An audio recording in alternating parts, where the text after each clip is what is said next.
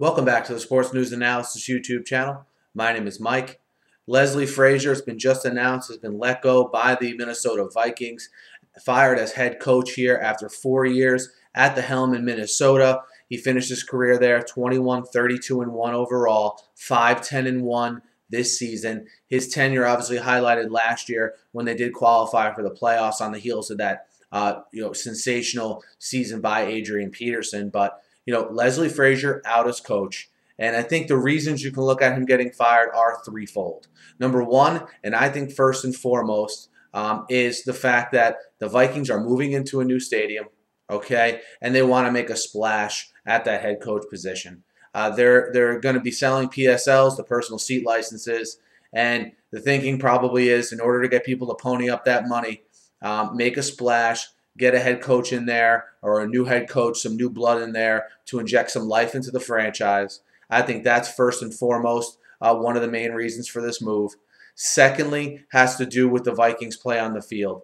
And I think the second reason is, during his tenure, they're really not able to develop that franchise quarterback that every franchise craves. I mean, if you look, it's getting to the point now where these coaches are married to their quarterbacks. And in the long term, most of the time, if that group of quarterbacks that they invest in don't pan out, it's usually not good news for the head coach. And when you have Christian Ponder obviously proving to not be the answer in Minnesota, you couple that along with the Matt Castle and Josh Freeman experiments seemingly gone wrong.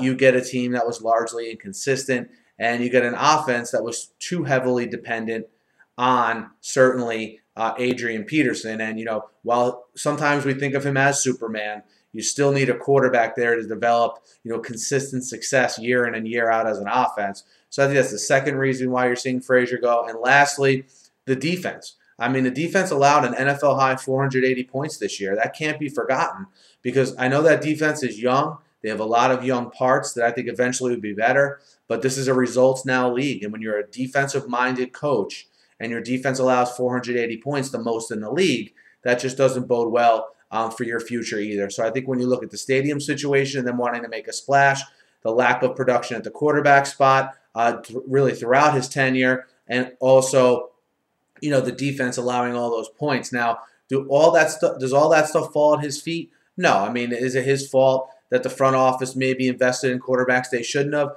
No, it's absolutely not. But it's a case where someone's got to be held accountable, and normally that someone is the head coach, and you saw that with Leslie Frazier. Moving on, I think you see the Vikings go after a young, offensive-minded assistant coach. And I think you hear names like Jay Gruden linked here, Darrell Bevell, who is now out in Seattle. How long do the Vikings want to wait if Jay Gruden and Darrell Bevell are into the playoffs well into the month of January? That remains to be seen. You're going to hear Bill O'Brien. He's already been linked to this job earlier this month. You'll hear Josh McDaniels. You hear all the normal names. Maybe a college name you'll hear will be David Shaw. But I think the point is they're going to get someone in there they feel can groom whoever their new quarterback is and groom them successfully as they move into their new stadium. And those are just some of the names I think you'll hear. Again, Leslie Frazier, by all accounts, a great guy. But when it comes down to it, in the NFL, it's a results-oriented business and how you do on the field. And his teams have underwhelmed outside of last year, not able to figure out the quarterback situation, and the downgrade in that defense this year is what I think did him in on the field. Let me know what you guys think of this firing. Hit me up in the YouTube comments. Hit me up on Twitter at @SNewsAnalysis. Guys, be sure to subscribe to my channel. I cover breaking news, the NFL draft, and I'll be all over the NFL playoffs as well. So be sure to subscribe. Thanks for listening. Have a great day.